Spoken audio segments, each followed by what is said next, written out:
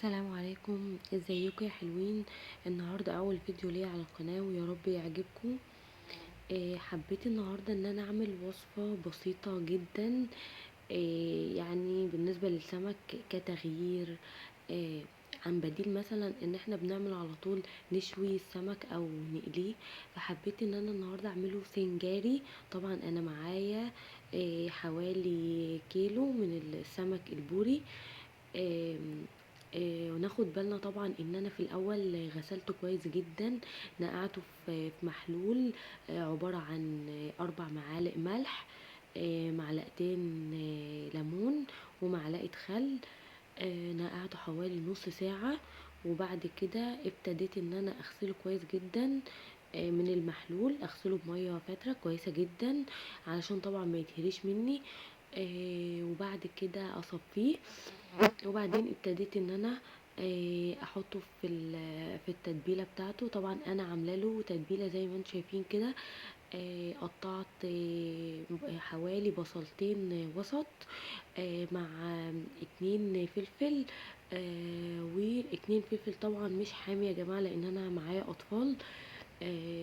وغير كده كمان يعني مش مفيد ان انا احط مثلا فلفل حامي في الاكل وكده، عشان في ناس كتير رغباتها مش بتستجيب للفلفل ان هو يكون حامي. وكمان قطعت ليمون، عصرت عليه ليمونه وشويه ملح وشويه توابل سمك.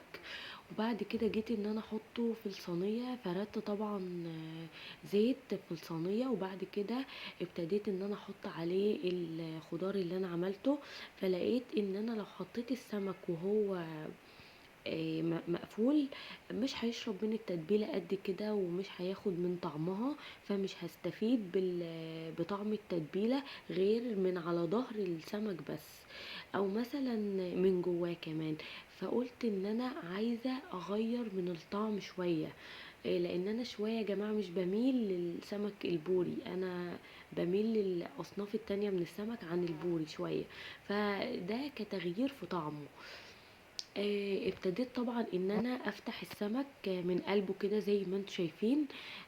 فكنت لما بلاقي فيه حاجة بسيطة بروح اغسله تاني واسيبه يتصفى. وبعد كده ابتديت ان انا افتح السمك كله وافرده في الصينية.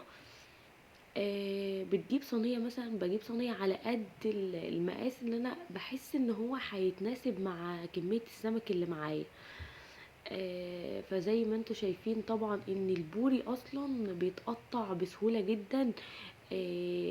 حتى السفة اللي فيه بتحس ان هو طري كده، يعني مش ناشف زي الاسماك التانية، بس هو لحمه بيتقطع بسهولة جدا.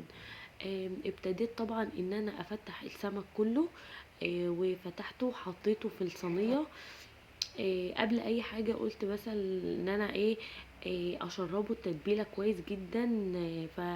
فردت السمك في الصينية زي ما انتم شايفين كده. وابتديت افرد التتبيلة عليه، على وشه في قلبه، يعني من جوه زي ما انا فردته على ظهره على التتبيلة. آه، انا كنت طبعا عامله ميكس للتتبيله مع بعضها وسايباها شويه. زي دلوقتي مثلا ما انا هعمل اسيب التتبيله على السمك حوالي مثلا نص ساعه. طبعا يا جماعه كل ما التتبيله عليه بقدر الامكان بستفيد طبعا من طعم التتبيله على السمك، لانها طبعا بتغير من طعم السمك كتير جدا، بتديله يعني نكهة مميزة. الليمون طبعا بيتناسب مع السمك جدا، كمان الفلفل، البصل، السمك بيبقى محتاج الحاجات دي، والكمون طبعا. في ناس يا جماعة بتعشق السمك سنجاري لانه هو حاجة لذيذة جدا وفعلا طعمه طلع فوق الممتاز الحمد لله يعني. انا بحب شويه ان انا اغير في الاكلات، يعني ابعد عن الروتين اللي هو مشوي او مقلي. طبعا انا كنت فردته هنا وقطعت، بعد ما انا قطعت ليمونه وعصرتها عليه، قطعت ليمونه كمان شرايح كده وحطيتها على وشه. بعد كده جبت نص كوبايه زيت، وابتديت ان انا افردها على وش الصينيه علشان تدي للسمك لون كويس جدا في الفرن. فزي ما انتم شايفين انا طبعا كنت مستعجله يا جماعه، فحطيته على البوتاجاز من فوق، وبعد كده نزلته في الفرن علشان ياخد وش، فكان اخد وش كويس جدا. طبعا الكاميرا مش مبينه قد كده ان هو كان لونه فضي شويه، بس الكاميرا مغمقه اللون شويه. بس هو كان فعلا جميل جدا. آم، بعد انا قعدته حوالي ربع ساعه على الفرن من فوق، على البوتاجاز من فوق، وبعد كده نزلته في الفرن ما كملش 10 دقايق، وده كان الشكل النهائي يا جماعه للصينيه. طبعا هما ما استنوش حتى ان انا افرد في اطباق وكده، لان عندي بيحبوا ياكلوه من الصينيه، بيحبوا ياخدوا معاه التتبيله، بتبقى حاجه جميله جدا. وده كانت اكلتنا، ويا رب تعجبكم.